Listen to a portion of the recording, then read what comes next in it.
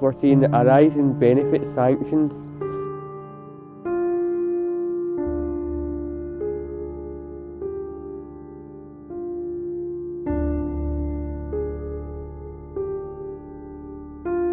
Poverty pay, benefit sanctions, welfare cuts.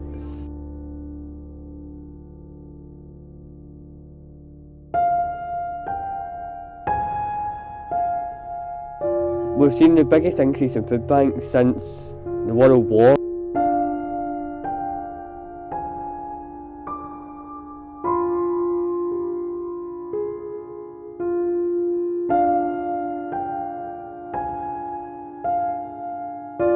It's very much the working class that have been left behind.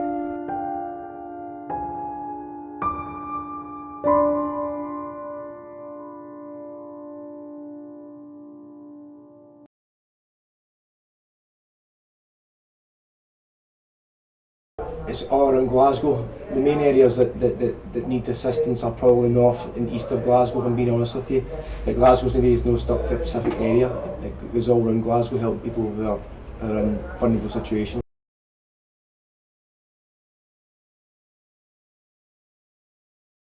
We tend to work on a base by base basis. I wouldn't say it's like a set food parcel that everybody gets.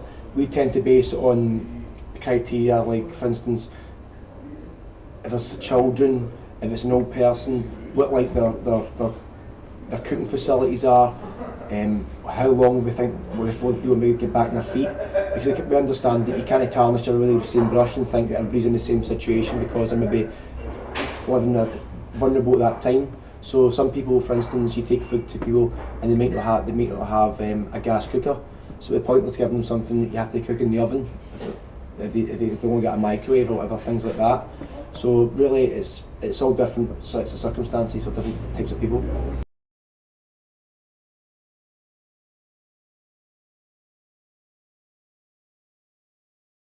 If we go to somebody's house with food and they don't have the proper cooking facilities, for instance, if they've not got a cooker, we'll go and try and get them a cooker. Or when you get to people's houses, you meet them, you realise that some of the people I've met have been. They get to people's houses and don't have beds. You'll try and get them beds, you'll try and provide them with other assistance, put them onto people, maybe try and help them get jobs. There's other things that we do as well to try and help people. For instance, gas and electricity. The price of fuel just now is unbelievable. You're giving people food sometimes and you realise they don't have any gas or electricity to cook it. So you try and get them gas and electricity as well.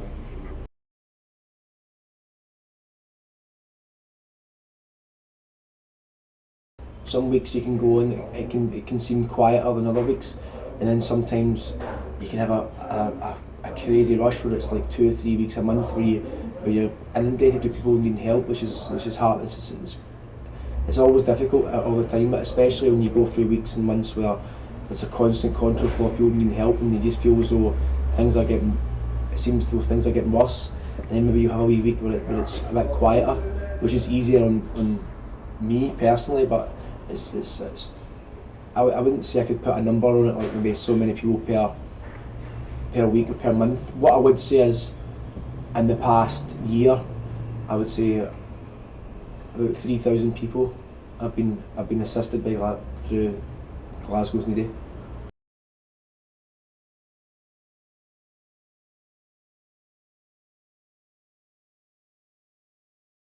There's been a huge rise in poverty, a huge rise in poverty in Glasgow, and Scotland. I believe that's for a number of different reasons. The Tories savaged attacks on the most vulnerable people by sanctions and benefit cuts and welfare cuts and austerity. I believe is a huge part to play in people becoming so bad at poverty. People were living in poverty in the first place. Never mind ripping them with their benefits, the little that they get, that is threw people into the gutter big time. Also because of the rise in living, for just day-to-day living, to buy food, fuel, whether it's in your car, whether it's gas and electricity, has rose, and yet jobs prices are going down or are staying the same. I mean, it's a bad day when people come to visit Glasgow's Needy or other organisations who are working for help.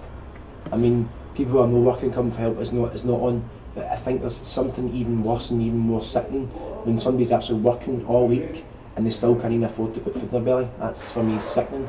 So welfare cuts, the fact that there's the minimum wage, it comes with the name minimum. There should be a living wage. People should be able to work all week and be able to pay their bills and be able to eat. It doesn't make sense that people are choosing between heating and eating. So there's a number of different reasons. Like I said, welfare cuts, wages. So many people are becoming unemployed. It's hard to get a job. It really is. It's hard to get a job that's worthwhile working. So these are probably the main reasons, I think, why there's been such a huge rise in poverty in food banks.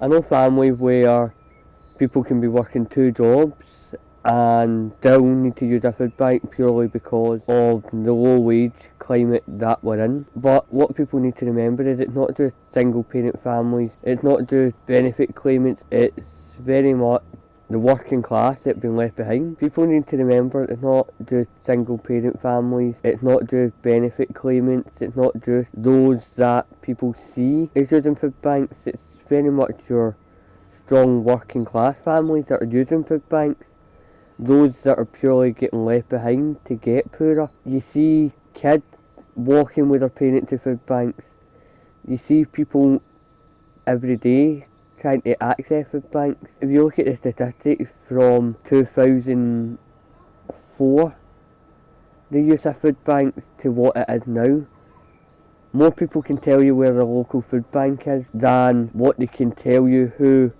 their local elected members are. It's very much a shameful situation